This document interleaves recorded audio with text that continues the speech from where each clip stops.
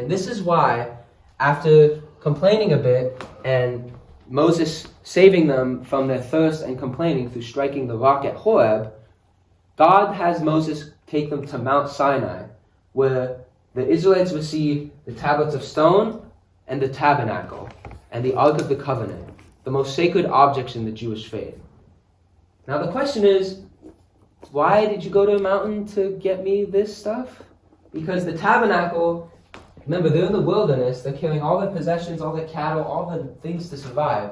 God tells them, make this giant tent, this giant sanctuary that's portable, and all the Levites, you guys have to be responsible for carrying this big, huge tent across the wilderness, in a detour, mind you. It's not going straight, they're going around and around and around.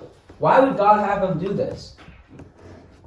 It's because God wanted to establish what's called an object of faith that the Israelites could look to, so that if they were upset at Moses or complained or murmured or disunited against Moses, if they believed in the object of faith, it could be equivalent. Now, how is it equivalent? How is an object equivalent to a person in terms of reversing fallen nature? To understand this, we have to know what the tabernacle even means. But to understand that, we have to fast forward a few hundred years to what the temple is. Because God's will after the Israelites enter Canaan is to build this temple, this sanctuary, this amazing place where God's glory can be known, and they can worship there and do, the rituals that Israelite law requires there. And then in the Gospels, Jesus is in his preachings claiming that he is the embodiment of the temple, and we are supposed to be engrafted onto him as his branch temples. So the temple is this symbol of the Messiah, Jesus says. Jesus says the temple is a symbol of me. It's a symbol of how all of humanity will come with me to finish what Adam and Eve could not. Because that's the whole purpose of all this. These details are very important, but it's important to remember the chief, picture here, which is to fulfill the three great blessings and the purpose of creation by following the model of the Messiah. So the tabernacle served the same purpose as the temple. It was this portable sanctuary where it was said that the mercy seat on top of the Ark of the Covenant is where God would sit directly and be there. And because we know the temple is a symbol of the Messiah, and this tabernacle serves the same function as the temple, the tabernacle is a symbol of the Messiah. Now, what's in the heart of the symbol of the Messiah? The Ark of the Covenant, which holds these two tablets of stone, which are the tablets of stone that God gave Moses, which inscribed the Ten Commandments and the Jewish law, the chief basis for the Jewish faith. Now, in the Gospel of John, it points out very clearly that Jesus is the embodiment of the Word. And the Word was God, as John states in the first chapter. So, what is inside this symbol of the Messiah? It's another symbol, a more internal symbol of the Messiah. These tablets of stone. But it's not just one tablet, it's two tablets. Because what's the Messiah supposed to do?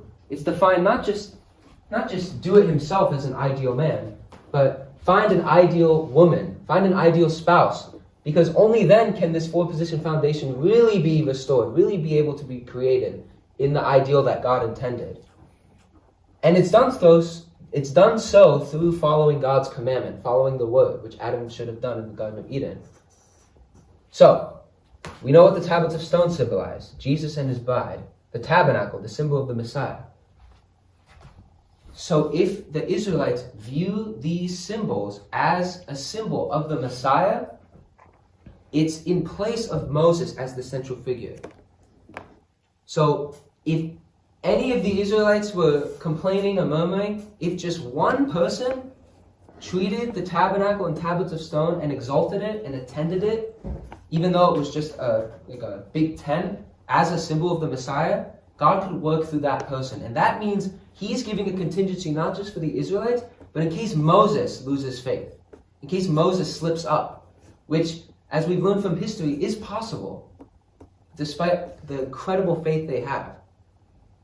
But you can't just, for example, like, let's see. I can't just hold this in front of you, come down from a mountain from it and say, this is a symbol of the Messiah. Look at it, exalt it, clean it every day, clean it every hour. You're going to think like, what is this guy doing? Like, he came down from the mountain for this? I mean, sure, it does a little noise, but you could just say it's a baby rattle. But that's why you need to have something to recognize it as a symbol with. In other words, there has to be a reason why you view something as a symbol. And so, this is why it needs a foundation itself. The tabernacle needs something,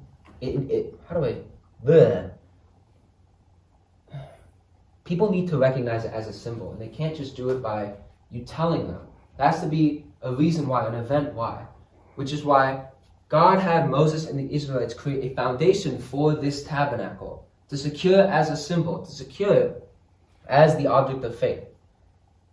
So, it's kind of like, within this second attempt, there's like 3 separate times that God tries to establish this object of faith as a contingency for the Israelites, so that they lose faith in Moses, at least they have an object of faith, as something that represents their ideal and what they're building towards. Because that's the hope of God's providence, to send the Messiah. So, this is why God has Moses go to Mount Sinai, go climb the top, and fast for 40 days. And while he's on the mountain, God, it says in the Bible, is inscribing directly the law on the tablets of stone. But while he's up there, the Israelites are like, why are we at this mountain? Where did Moses go?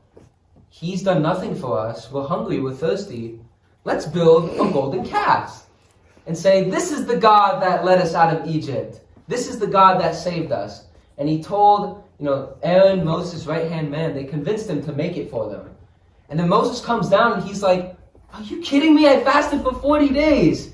And you built a golden calf? You abandoned God already? You just were freed from Israel. And he takes the 2 tablets of stone and smashes the golden calf.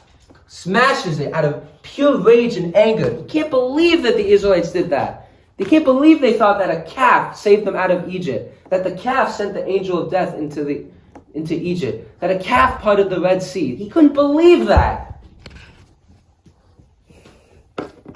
And so he told the Israelites, anyone who doesn't come towards me and believes in me right now will be slain. And that's exactly what happened.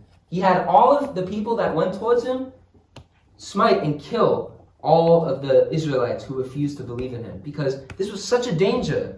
This was such a danger for God's providence. Because if the Israelites aren't believing in God at all, they're not going to believe in Moses. They're not going to think of a symbol of the Messiah, the tabernacle. They're not going to go towards this goal. They're going to go back from where they came from. They're going to go backwards.